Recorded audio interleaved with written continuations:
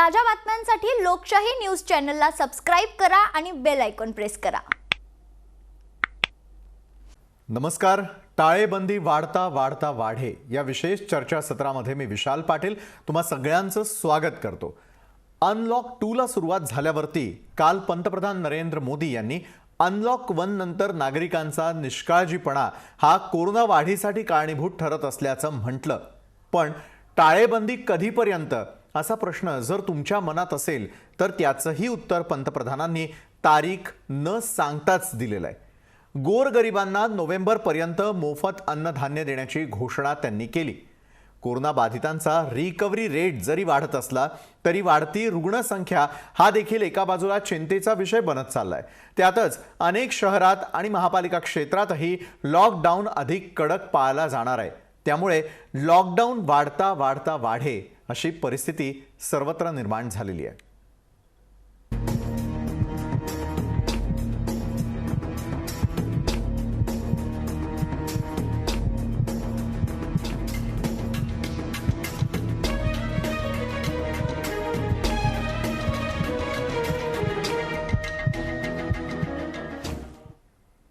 चर्चेमध्ये आपल्यासोबत काही मान्यवर आहेत ते जोडले जाणार आहेत। मात्र त्यांची ओळख करून देण्यापूर्वी सुरुवातीला पाहूयात पंतप्रधान नरेंद्र मोदी देशवासियांशी संवाद साधत असताना नेमकं लॉकडाऊन आणि अनलॉक संदर्भात काय म्हणाले होते ते पाहूयात। जब हमें ज्यादा सतर्कता की जरूरत है तो लापरवाही बढ़ना बहुत ही चिंता का कारण है। साथियों, लॉकडाउन के दौरान बहुत गंभीरता से नियमों का पालन किया गया था। अब सरकारों को, स्थानीय निकाय की संस्थाओं को, देश के नागरिकों को फिर से उसी तरह की सतर्कता दिखाने की जरूरत है। विशेषकर कंटेनमेंट जोन्स, उस पर तो हमें बहुत ध्यान देना होगा। जो भी लोग नियमों का पालन नहीं कर रहे हैं, हमें उन्हें टोकना होगा, रोकना होगा और समझाना भी होगा। आणि या संदर्भामध्ये अधिक चर्चा करण्यासाठी यावेळेला आपल्या सोबत मान्यवर जोडले गेलेले आहेत। त्यांची ओळख अगदी थोडक्यात मी करून देईल। डॉक्टर सितेश रॉय यावेळेला आपल्या सोबत आहे। डॉक्टर, खूप खूप स्वागत तुमचं या चर्चेमध्ये। अर्थविश्लेषक उदय तारदाळकर देखील या चर्चेत सामील होत आहेत, कारण आर्थिक बाजू समजून घेणं देखील तितकंच गरजेचं आहे। तर ठाणे महानगरपालिकेचे ब्रँड अँबॅसेडर असलेले आणि त्यासाठी कुठल्याही प्रकारचं मानधन न घेणारे, कुठल्याही प्रकारच्या जर त्या ठिकाणी असलेल्या कॅम्पेन्स असतील तर त्यामध्ये हिरिरीनं सहभागी होणारे अभिनेता मंगेश देसाई देखील आपल्या सोबत या चर्चासत्रामध्ये जोडले गेलेले आहेत। मंगेश, आपलं देखील खूप खूप स्वागत या चर्चेमध्ये। मात्र डॉक्टर सितेश रॉय यांच्यापासून या चर्चेची आपण खऱ्या अर्थानं सुरुवात करूयात।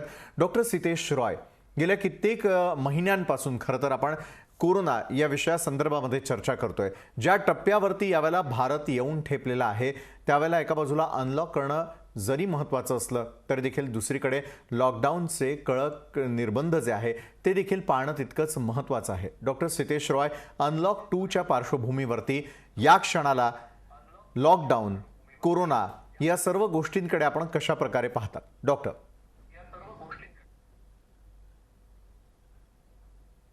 तर आता सध्या जसं आपण लॉकडाऊन ओपन केलेलं आहे, रिओपन केलेलं आहे, केसेस आम्हाला क्लिअरली थोडे वाढलेले दिसलेत आणि हा प्रकरण पूर्ण विश्वामध्ये पाहिलेला गेला आहे। कारण US मध्ये जसे स्टेट्स ओपन केले केसेस वाढले, तसंच स्पेनमध्ये, दुसऱ्या कंट्रीजमध्ये, चायनामध्ये पण केसेस वाढतात आणि हा पॅन्डेमिकचा नेचर आहे। हा इन्फेक्शन आणि virus human to human transmit होतो, कम्युनिटीमध्ये ट्रान्समिट होतो आणि म्हणून त्याचा रिस्क आपण सांगू शकत नाही की आता गेलेला आहे। आणि याच संदर्भात जर केसेस वाढले तर इवन दो 80-90% लोकांना माइल्ड टू मॉडरेट सिम्पटम्स असणार, ज्यांना सिव्हिअर होणार, त्यांच्यामुळे स्वतःला, फॅमिलीजला आणि हेल्थकेअर सिस्टमला खूप एक स्ट्रेन येतो. म्हणून केअरफुल रिओपनिंग आणि रिअसेसमेंट करूनच ओपनिंग करणं खूप गरजेचं आहे, आवश्यक आहे आणि तोच बरोबर स्टेप्स आहेत. बघितलेला गेला आहे की जिथे पण रिओपनिंग फास्ट केलेला गेला आहे तिथे केसेस अचानक 1-2 आठवड्यानंतर खूप रॅपिडली राईज होतात आणि ते आपल्याला खरोखर अवॉइड करायला पाहिजे आणि लोकांना आता पण काळजी ठेवायला पाहिजे याच्यावर. नक्कीच. डॉक्टर सितेश रॉय, तुमच्या म्हणण्यातून एक स्पष्टपणे जाणवत आहे की ज्या प्रकारे आरोग्य व्यवस्थेवरती हा ताण वाढलेला आहे तशाच प्रकारचा ताण हा अर्थव्यवस्थेवरती देखील वाढलेला आहे. उदयजी, तुमच्याकडे येतो. उदयजी, जे आपलं अर्थकारण आहे ते सर्वस्वीपणे अवलंबून असतं ते नोकरी करणाऱ्यांवरती, विविध प्रकारच्या व्यवसायांवरती. मात्र ज्यावेळेला एखाद्या देशामध्ये संपूर्णपणे लॉकडाऊन पाळण्याची वेळ येते, 3 ते 3.5 महिन्यांपासून आपण लॉकडाऊन पाळतोय आणि हा लॉकडाऊन थांबत नाहीये, वाढत चालल्याचं चित्र आपल्याला सगळ्यांना पाहायला मिळतंय. तर या क्षणाला देशाची आर्थिक परिस्थिती, सर्वसामान्य माणसाची आर्थिक परिस्थिती याविषयीचं काय निरीक्षण आपण नोंदवाल सुरुवातीला? उदयजी.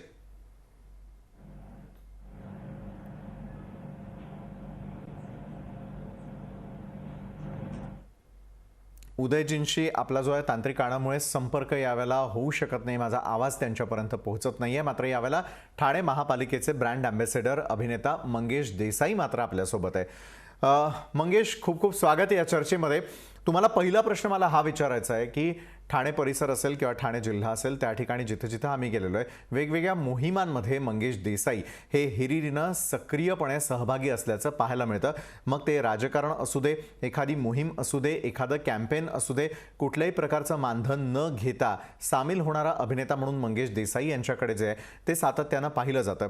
मंगेशजी, मला एक विचारायचं आहे, ठाण्यासारख्या शहरामध्ये म्हणा किंवा ठाणे परिसरामध्ये लॉकडाऊन हा आता पाळला जाणार आहे, या संदर्भातले कडक निर्बंध जे आहेत ते देखील पाळले जातील आणि ती नियमावली आपल्याला सगळ्यांना पाळणं जे ते बंधनकारक होताना दिसतंय. या गोष्टी किती आवश्यक आहे असं वाटतं? कारण एका बाजूला देशाचे पंतप्रधान म्हणतात की अनलॉक 2 कडे आपण जातोय, तर दुसरीकडे प्रत्येक ठिकाणचं शहर असेल, महापालिका असेल, एखादा जिल्हा असेल, त्या ठिकाणी कडक निर्बंध हे आपणहून तिथले नागरिक पाळताना आपल्याला पाहायला मिळतात. मंगेशजी, ठाणे महापालिकेनं घेतलेल्या निर्णयामागे नेमकं काय कारण असावं? सगळ्यात महत्वाची गोष्ट मला असं वाटतं की ठाणे महानगरपालिकेने जो आता निर्णय घेतला लॉकडाऊनचा, हा फार गरजेचा निर्णय होता. खरं तर हा पूर्वीच ते घेणार होते, पण काही कारणामुळे त्यांना आला नसतील कदाचित.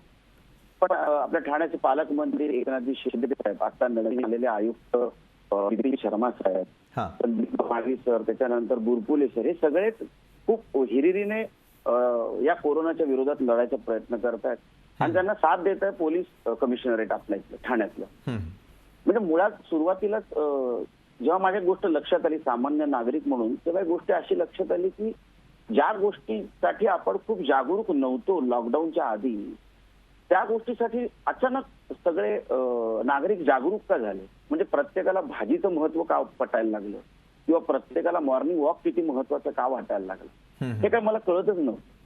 म्हणजे कधीही मॉर्निंग वॉकला न जाणारे लॉकडाऊन मध्ये मॉर्निंग वॉकला निघायचे किंवा कधीही रेग्युलर फळभाज्या किंवा पालेभाज्या न खाणाऱ्यांना अचानक पालक मेथीची आवड निर्माण झाली. ती कशासाठी? म्हणजे कोरोना हा किती घातक आहे हे प्रत्येकाला माहिती होतं. वर्ल्ड वाईड सगळं दिसत असताना सुद्धा नागरिक बाहेर पडत होते. नो डाऊट काही नागरिकांनी घरीच राहून हे सगळे नियम पाळलेत, पण काही नागरिकांनी म्हणजे अजिबात त्याचे नियम पाळले नाहीत. आणि म्हणूनच मला असं वाटतं की हा जो संख्या जी वाढली कोरोना रुग्णांची, ते त्याच्यामुळे वाढली आणि म्हणूनच हा निर्णय घ्यावा लागला आणि हा निर्णय योग्य आहे असं मला वाटतं. बरोबर आहे. मंगेशजी, ज्या प्रकारे तुम्ही हा मुद्दा उपस्थित केलेला आहे त्यावरती मला डॉक्टर सितेश रॉय यांना विचारावं असं वाटतं. डॉक्टर, एका बाजूला संपूर्णपणे जनजागृती केली गेलेली वर्ल्ड हेल्थ ऑर्गनायझेशन हे सातत्यानं आपल्या परीनं काम करताना दिसतंय, प्रत्येकजण जनजागृती करतंय. मात्र या जनजागृतीचा परिणाम सर्वसामान्य नागरिकांवरती का होताना दिसून येत नाहीये? एका बाजूला माहिती आहे की साध्या स्पर्शानं किंवा एखाद्या कोविड-19 पॉझिटिव्ह असलेल्या रुग्णाच्या आपण संपर्कात आलो तरी देखील याची लागण होऊ शकते. पेंडेमिक सिच्युएशन असताना देखील लोकांपर्यंत याची तीव्रता पोहोचलेली नाहीये की काय? कारण रोज मृत्यूचा आकडा आम्ही इतक्या मोठ्या प्रमाणात बातम्यांच्या माध्यमातून देतो, रोज नवीन तयार होणाऱ्या रुग्णांची आकडेवारी आम्ही जाहीर करत असतो. कोरोनाबाधितांचा आकडा हा आपल्या राज्यामध्ये दिवसाला 5,000 ते 6,000पर्यंत वाढताना दिसतोय. देशातही तशाच प्रकारे दिवसागणिक 18,000 ते 20,000 रुग्ण संख्या जी आहे ती एकदमपणे वाढायला सुरुवात झालेली आहे. भीतीचं वातावरण असताना कुठेतरी मात्र सिरियसनेस हरवलेला आहे. या मागचं नेमकं कारण काय असू शकतं डॉक्टर सितेश? तर एक साईडला आपण जर बघितलं तर जर डिग्री ऑफ इन्फॉर्मेशन जे करोनावर स्प्रेड झालेलं आहे आणि त्यामध्ये जेवढा तुम्ही सांगू शकता फॉल्स इन्फॉर्मेशन किंवा रॉंग इन्फॉर्मेशन, त्याने खूप लोक कन्फ्यूज झालेले आहेत. एक साईडला व्हिडिओज रिलीज होतात की घाबरू नका, काय नाही होणार, काय नाही होत, आम्ही रिकवर झालो. दुसऱ्या साईडला व्हिडिओज येतात, मेसेजेस येतात की कुणाचा लाईफ गेलेला आहे, डेथ झालेला आहे, फॅमिली कसं हेल्पलेस झालेला आहे.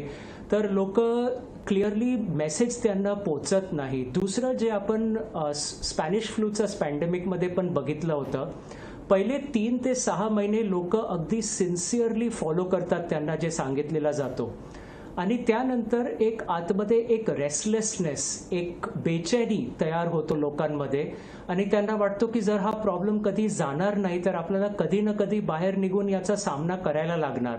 आणि यामध्ये मी माझ्या क्लिनिकमध्ये पण पेशंट्स बरोबर बोलतो, हे एक द्वंद्व चालतो त्यांच्यामध्ये आणि त्यांना समजत नाही की आपण कुठे थांबायचं आणि कुठे स्टॉप लावायचं आणि कुठे केअर घ्यायचं. तर याच्यामध्ये प्रशासनकडून क्लिअर मेसेजेस, डॉक्टर्सकडून, ऑर्गनायझेशन्सकडून, मीडियाकडून क्लिअर मेसेजेस की जसं मी सांगतो पेशंट्सला, जान है तो जहान है. पहिला आपल्याला आपला जीव वाचवायचा आहे, त्यानंतर काम असेल, पैसे असेल, वर्क असेल, सगळं असेल. कारण हा व्हायरस थांबायचा नाव घेत नाही. ह्याला वाटलं होतं की गरमीच्या सीझनमध्ये प्रॉब्लेम कमी होणार, ते नाही झालं. पाऊस पडल्यावर आपले सगळे फीवरचे इलनेसेस, डेंग्यू असो, मलेरिया असो, स्वाईन फ्लू किंवा फ्लू असो, सगळे केसेस वाढतील तर प्रॉब्लेम खरोखर खूप कॉम्प्लिकेट होऊ शकतो. तर हा मेसेज लोकांपर्यंत पोहोचणं की आता पण काळजी घेणं गरजेचं आहे.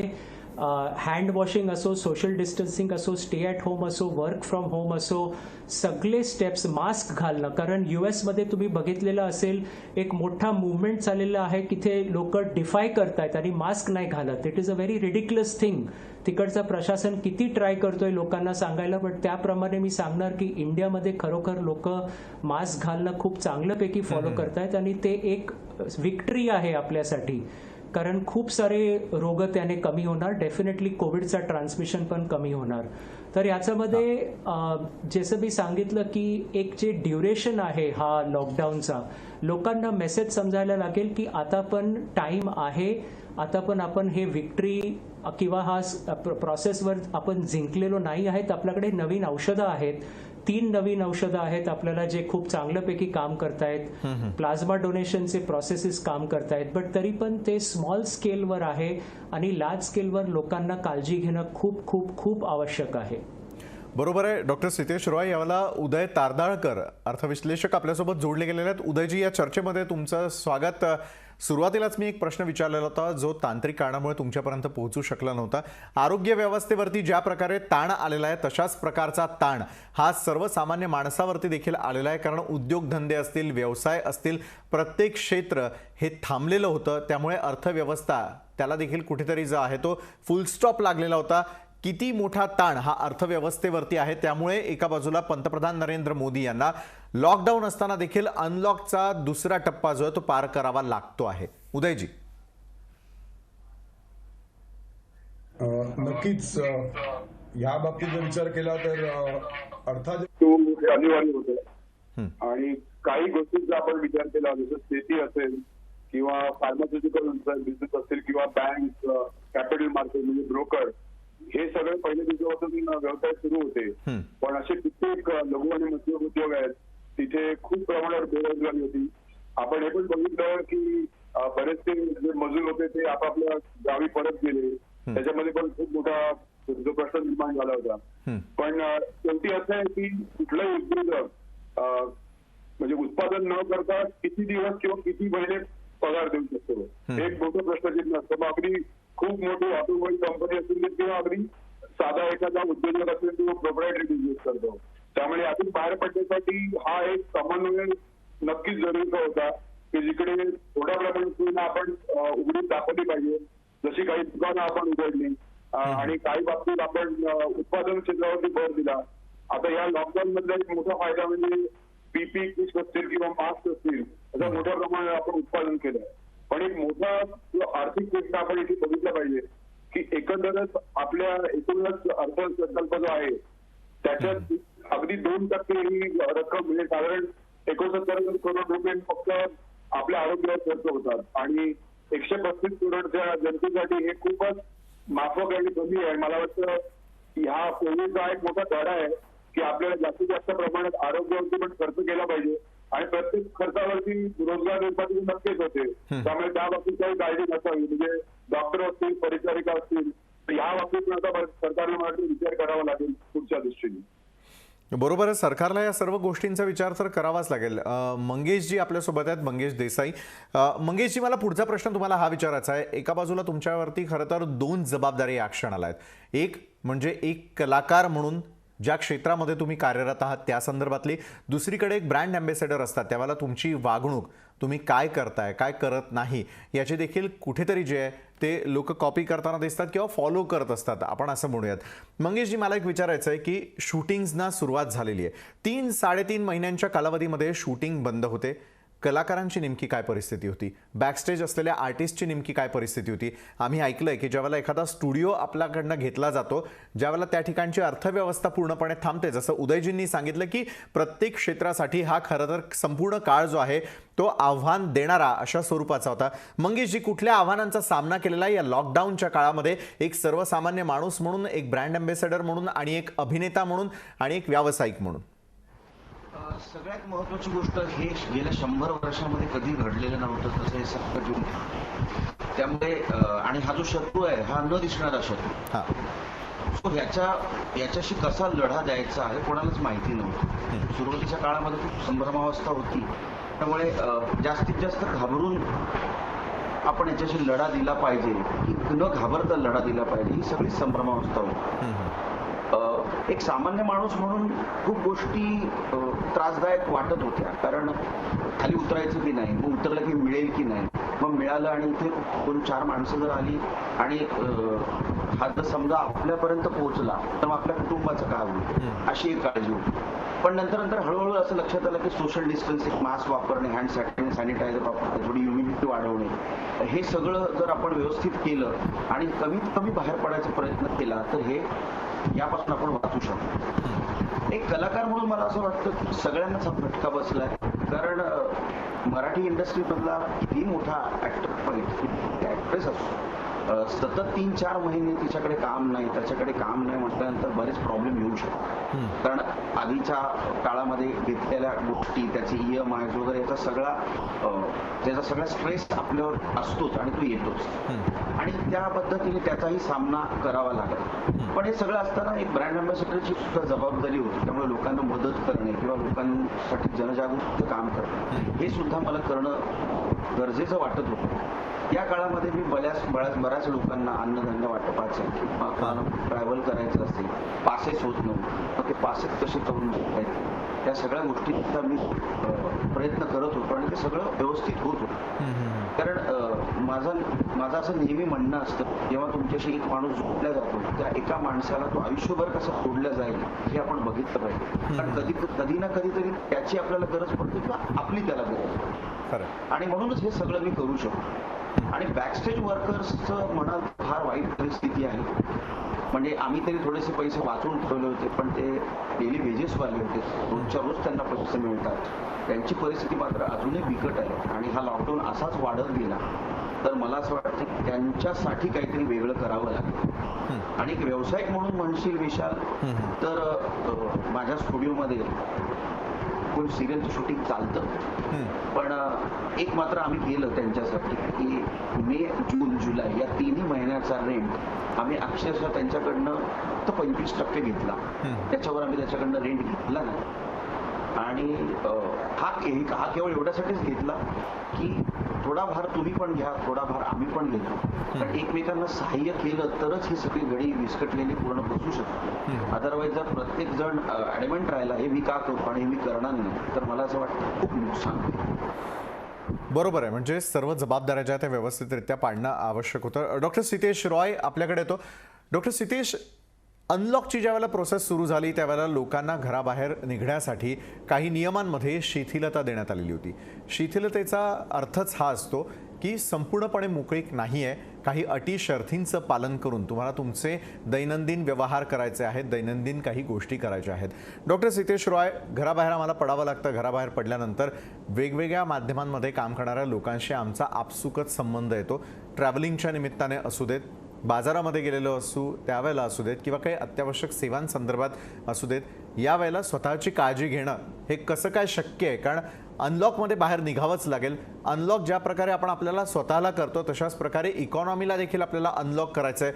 त्यासाठी तर बाहेर पडावंच लागेल. जसं मंगेशजींनी सांगितलं की विविध चॅलेंजेसमधून पार करून सर्वसामान्य माणूस, एक कलाकार किंवा एक व्यावसायिक किंवा आमच्यासारखे नोकरदार वर्ग हे ज्यावेळेला घरातून बाहेर पडत असतात त्यावेळेला काही काळजी घेणं गरजेचं आहे. या काळजीबद्दलच लोकांना माहिती नाही आहे का? कारण एकंदरीत जर आपण पाहिलं की राज्यात 5-5 हजारांना जर रोज संख्या वाढत राहिली, देशात रोज 20 हजारांपेक्षा जास्त रुग्ण जर वाढत राहिले, तर मल्टिप्लिकेशनचे चान्सेस हे सातत्यानं दिसत आहेत. तर दुसरीकडे रिकव्हरी रेट हा 53% जो आहे तो वाढल्याचं देखील आपल्याला पाहायला मिळतं. अशा वेळेला सर्व्हाइव्ह कसं व्हायचं हा मोठा प्रश्न आहे. जर मी बाहेर पडतोय तर मला काही स्टेप्स ज्या आहेत त्या राखणं महत्त्वाचं आहे. त्या स्टेप्सबद्दल काय मार्गदर्शन कराल डॉक्टर? तर विशाल, सगळ्यात पहिला आपण जेव्हापासून बोलतोय, माझं सजेशन आणि रेकमेंडेशन आणि सगळ्यांना रिक्वेस्ट आहे की घराबाहेर पडण्या अगोदर जे करायचं आहे घरातच ते सगळ्यात इम्पॉर्टंट आहे. आणि त्याने तुमचा इम्युनिटी केवढा स्ट्रॉंग राहणार ते डिसाईड होतो. जसं टाईमवर जेवणं, फ्रेश जेवणं, रात्री 6 ते 8 तास झोपणं, रोज व्यायाम करणं. लोकांकडे टाइम आहे, बट ते वेब सिरीज बघण्यात आणि टीव्ही बघण्यात टाइम घालतायत आणि व्यायाम करत नाही. तर व्यायाम करणं कमीत कमी अर्धा ते 1 तास, बरोबर सप्लिमेंट्स घेणं, विटामिन्स घेणं, हे सगळे करून आपण आपल्या स्वतःचा प्रतिकार शक्ती जेव्हा स्ट्रॉंग करतो तेव्हा आपण बाहेर पडताना स्वतःसाठी एक प्रोटेक्शन क्रिएट करतो. जर आपण संपर्कमध्ये आलो पण त्या व्हायरसचा, तर आपल्याला एसिम्प्टोमॅटिक किंवा माइल्ड इन्फेक्शन होणार, जर तसा चान्स असेल. कारण सगळ्यांना तो रिस्क असतो. एकदा आपण बाहेर पडतो तर घरातून बाहेर पडताना डेफिनेटली फेस मास्क घालणं, मास्क नाकाचा वर ठेवणं, नाकाचा खाली नाही, तोंडाचा खाली नाही, जसं आपण खूप लोकांना बघतो घालताना, तसं मास्क घालून काहीच फायदा होणार नाही. कारण मास्क स्वतःला पण प्रोटेक्ट करतं आणि जर आपल्याला बाय चान्स इन्फेक्शन झालं तर दुसऱ्यांना पण प्रोटेक्ट करतो. तसंच बाहेर लोकांमध्ये असताना आपलं डिस्टन्स मेंटेन करणं, minimum 3 feet, ideal 6 feet, possible असेल तर करणं. आणि जर काही सर्फेसेस कॉमन पब्लिक एरियाजमध्ये टच केलं तर ते टच सर्फेसेस नंतर आपलं इधर हँड सॅनिटाईज करणं किंवा साबणाने 20 मिनिटं धुणं हे खूप आवश्यक आहे. जर आपण असले प्रिकॉशन्स कन्सिस्टंटली घेतो आणि आपण आपला टायमिंग ॲडजस्ट करू शकतो. जर आपल्याला माहिती आहे की या टायमेला मार्केटमध्ये सगळ्यात जास्त लोक असतात आणि मी ते टाईम ॲडजस्ट करून आपण दुसऱ्या टायमेला जातो, कारण 9 to 5 मोस्ट सर्व्हिसेस किंवा थोडे जास्त if it is an essential service hours open आहेत, तर आपण ते क्राऊड्स अवॉइड करू शकतो. आणि क्राऊड अवॉइड करणं आता पण खूप आवश्यक आहे. कारण हा व्हायरसला ट्रान्समिट होण्यासाठी 15 मिनिटाचा contact, 15 minutes is considered a high risk contact. एक पर्सन बरोबर जो इन्फेक्टेड आहे, होऊ शकते त्यांना माहिती पण नाही त्यांना इन्फेक्शन आहे, तर लिमिटेड एक्सपोजर, वेल व्हेंटिलेटेड एरियाज, जेवढा ओपन एरियाजमध्ये आपण राहणार, काम करणार, विंडोज सगळे उघडे ठेवणार, तेवढा आपला एक्सपोजर कमी होणार. तर हे सगळे प्रिकॉशन्स आपण घेऊ शकतो. खरोखर प्रिकॉशन्स बद्दल आपण सांगितलं, जे आता सीझन येणार त्याच्यामध्ये वॅक्सिनेशन घेणं बरोबर आवश्यक आहे. वॅक्सिनेशन्स आणि काही काळजी घेणं हे अत्यावश्यक आहे. उदयजी आपल्याकडे येतो. जसं मला आपल्या शरीराची काळजी घ्यायची आहे, मनाची काळजी घ्यायची आहे, तशाच प्रकारे मला माझ्या बँक बॅलन्सची देखील काळजी घ्यायची आहे. कुठेतरी आता खर्चावरती नियंत्रण मिळवणं, उत्पादनाचे जी साधनं आहेत त्याविषयी काहीतरी अभ्यास करणं आणि स्वतःची जी सेव्हिंग आहे ती व्यवस्थितरित्या हाताळणं, यासाठी काही डूज अँड डोंट्स अगदी थोडक्यात सांगाल का? वेळ आपली संपत आली आहे. उदयजी. मला वाटतं या गेल्या 3 महिन्यात की कित्येक गोष्टींना आपण जगू शकतो आणि त्याच्यातून मला वाटतं एक बचतीचा मार्ग आपल्याला दिसलाय. म्हणजे एक शब्द वापरला तर आवडणार नाही तरुण पिढीला, पण काही निरर्थक आपण खरेदी करत असतो. शॉपिंग मॉल्समध्ये जाऊन म्हणा किंवा हॉटेलमधलं आउटिंग असेल किंवा एकूणच 2-3 महिन्यानंतर आपण कुठे बाहेर जातो फिरायला. मला वाटतं हे न करता आपण घरी बसून आपण जगू शकतो हे आपल्या सगळ्यांना कळलंय. आणि प्रत्येक जर आपण कुटुंबाचा विचार केला तर मला वाटतं प्रत्येक कुटुंब कोणत्या ना कोणत्या कारणाने या 3 महिन्यामध्ये कमी पैशात आपला उदरनिर्वाह करू शकले. म्हणजे एक बचतीचा आपल्याला एक जो आपोआप एक धडा मिळालाय. मला वाटतं असंच धडा आपण पुढे चालू ठेवला पाहिजे. पण आर्थिक जे चक्र असतं त्या दृष्टीने मागणी नाही वाढली तर पुन्हा आपल्या अर्थव्यवस्थेवर परिणाम होईल. आणि त्याच दृष्टीने मला वाटतं सरकारने जे काही उपाययोजना केल्या, मागणी ज्या लघु उद्योगांना 3,000 करोडपर्यंत लिक्विडिटी दिली आणि त्यांना लोन देण्याचा प्रयत्न करतायत. शिवाय आता आपण बघतोय की शेतकऱ्यांना जवळजवळ एक नोव्हेंबर महिन्यापर्यंत अन्नधान्य त्यांनी उपलब्ध करून दिलं. अशा आणि शिवाय काही महिलांसाठी 500 रुपये महिन्याला दिले. तर सरकार दुसऱ्या बाजूने मागणी वाढवण्याचा प्रयत्न करतोय, पण बहुधा मध्यम वर्ग जो आहे तो अजून सुद्धा कमी खर्च करायला असं वाटतं 3 महिन्यात. आणि मध्यम वर्गाच्या स्वतःच्या सर्वांच्या दृष्टीने मला वाटतं उपयोगी आहे. पण नंतरच्या 6 महिन्यात बहुधा मोठ्या प्रमाणात मागणी वाढली नाही तर हा आपल्या एक अर्थव्यवस्थेला एक मोठा धक्का असेल. खरोखर आहे उदयजी. पुढे मला मंगेशजी यांच्याकडे जावंसं वाटतंय. मंगेशजी, जाता जाता नेमकं काय सांगावंसं वाटतं? एका बाजूला टाळेबंदी जी आहे ती वाढता वाढता वाढे अशी स्वरूपाची असताना दुसरीकडे ज्या प्रकारे डॉक्टरांनी सांगितलं, ज्या प्रकारे उदयजींनी सांगितलं तशा काही गोष्टींचं जर आपण पालन केलं तर हा काळ आपल्याला कमी करता येऊ शकतो आणि कोरोनामुक्त देश करण्यासाठी काही जबाबदाऱ्या आपण सगळ्यांनीच पाळायला हव्या. आणि प्रत्येक नागरिक या देशाचा जर स्वतःला ब्रँड अँबॅसेडर समजायला लागला तर मात्र या गोष्टी शक्य आहे असं आपल्याला वाटतं का मंगेशजी?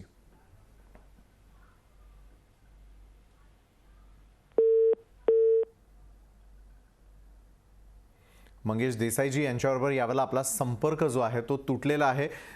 मात्र खूप खूप धन्यवाद डॉक्टर सितेश रॉय, धन्यवाद उदयजी आणि धन्यवाद मंगेश देसाईजी, तुम्ही या चर्चेमध्ये सामील झालात. आणि टाळेबंदी वाढता वाढता वाढे ती थांबवण्यासाठी नेमक्या काय उपाययोजना आपण सगळ्यांनी करायच्या आहे याविषयी या चर्चेमध्ये सामील झालात त्यासाठी खूप खूप धन्यवाद. जाता जाता नागरिकांना एक सांगावं असं वाटतं, टाळेबंदी वाढतीये ती कुणाच्या एकट्याच्या सांगण्यावरून नाही, तर कुठेतरी आपली जबाबदारी झटकून आपण बेजबाबदार वागतोय की काय, असं जर वागणूक असेल तर येत्या काळामध्ये ही टाळेबंदी जी आहे ती थांबवणं अशक्य होईल.